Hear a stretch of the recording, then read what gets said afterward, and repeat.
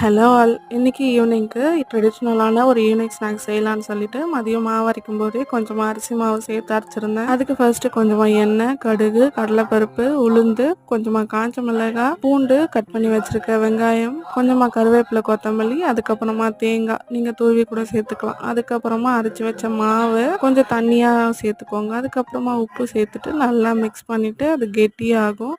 அது வரைக்கும் கைவிடாமல் மிக்ஸ் பண்ணிக்கிட்டு ஆற வச்சுக்கலாம். ஆறினதுக்கப்புறம் நம்ம உருண்டை பிடிச்சிக்கலாம். நான் இன்னைக்கு இட்லி அரிசி தான் ஊற வச்சு அரைச்சிருந்தேன். நீங்கள் பச்சரிசி கூட எடுத்துக்கலாம். நல்லா ஆறினதுக்கப்புறமா ஒரு இட்லி பாத்திரத்தில் சின்ன சின்ன உருண்டையாக பிடிச்சி வச்சுக்கலாம். நான் இன்றைக்கி கொழுக்கட்டை ஷேப்லேயும் பண்ணியிருந்தேன்.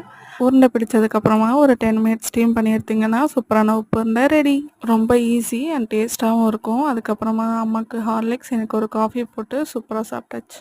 என்னோட ஸ்கூல் டைம் ஈவினிங் ஸ்நாக்ஸ்லேயும் இந்த உப்பு உருண்டை கண்டிப்பாக இருக்கும். உங்களோட ஈவினிங் ஸ்நாக்ஸ் என்னன்னு சொல்லுங்கள்.